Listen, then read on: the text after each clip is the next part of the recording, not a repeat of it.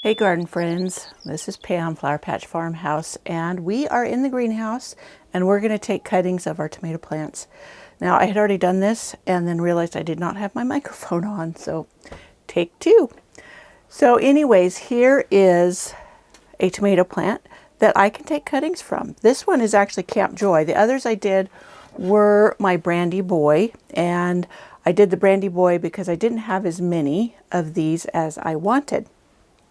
So this, and I was out of seeds. These are the ones I started from seeds, and then I showed you how I potted them up when they became leggy, and it fixed that issue. And now I want some more, so I'm going to take cuttings. Anyways, so here is one. This one's Camp Joy. It is one of my very favorite cherry tomatoes. Very healthy specimen, but we're going to get a cutting off of this to create another plant. So hopefully, I think you can see in here, and I can zoom it up in a little bit, but it's got plenty of top growth. So I'm going to take it down to right about here, where there is just above a leaf node. And then I'm going to pop it into some water. So here is a water jar, and I just put it in there. And in a few weeks, it should have some roots like this one does. Now this one was taken a few weeks ago and put in water, and it has rooted. So right now I have these two rooted cuttings in some water mixed with organic rev, and that's to give it a boost when I pot it up. I also have some that are rooted and are just in plain water. So I was going to do a side-by-side test and see, even though this is not scientific whatsoever, if it really does help them. And I will mark the tomatoes, rooted cuttings that have been treated with the rev, with the markers so I know which ones are which.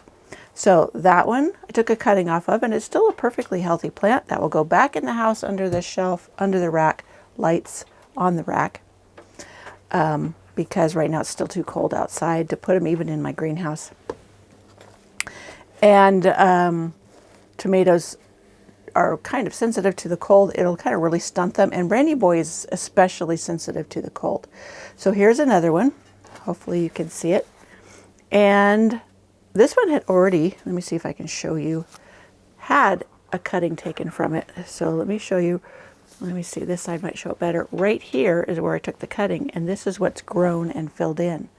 So, and that's probably what one of these that's already rooted is. But I'm going to take another just to show you again how it's done. And I will just take this piece here that has grown up and set that aside and put this in the plain water to root. I haven't tried to like dip it in the organic rev or anything to root. I just put them in plain water. Maybe that's another test for another time. So anyways, here's another one that I had sitting in the organic rev soaking to give it a little boost after I have potted it up.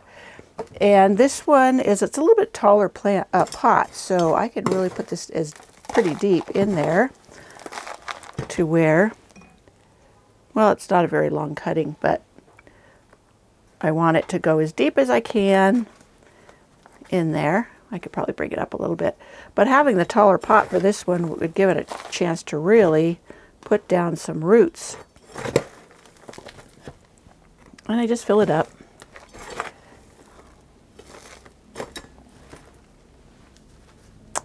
And that, my friends, is a potted up cutting. Rooted cutting of tomatoes. Oh, wait a minute. I got to mark it before I forget. I'll lose track. And this one is Rev tomato.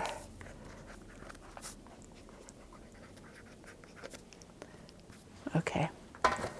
And there we go. So, that being done, I will continue to pot up the rest of these, and then we will go put them back on the rack in the house. Looks like I kind of beat up a bunch of the leaves on this one, so it's going to need all the help it can get. It's been one of those days.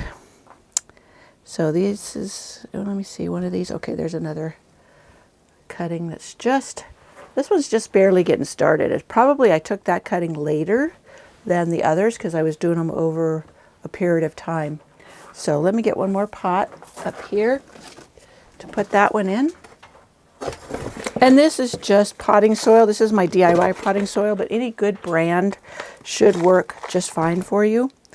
So I'm going to put that down in there, and I'm going to bury it up to this leaf node. And that way it can produce even more roots along the rest of the stem. And then I'm going to put these down into a pan of water so that it can absorb up into the container of soil and really get it soaking wet. I could pour some down from the top, but I find it works just as good watering from the bottom. I was looking for a container around here that I might want to use. I guess I could use this. Anyways, so that's one last one, and I will put that one up too. So anyways, that is how that you start tomatoes from cutting. So I was just at the garden center the other day, yesterday, and even at Home Depot and Lowe's, I was pricing how much a plant, a single plant this size was, and the starts, and they were like $5 a plant. So $5, that's quite a lot. If you want to get 4 or 5 plants so you have a good harvest, that's $25. And the way things are going up, all of our budgets are feeling the squeeze. So if you can buy one plant and then propagate it like this, you're ahead of the game, and you're saving some money for maybe another plant. And also that's why I always encourage to start from seeds. It's really easy. Tomatoes are super easy to start, and they grow fast. So they should be ready. If you started now, you should be ready to put them out when after your last frost date and the soil's warmed up a bit. They do like it with the temperatures above 50 at night. It takes a while for us here to get there, but that's what they do like and will grow best at. So if you have any tomato growing tips or tricks, please let me know in the comments below, and I would love to hear them. Or a favorite variety. I know I've asked this before, and I did get some really good recommendations that I am going to try. So again, leave me a comment and I will give them a whirl. So I hope I'll see you in our next video.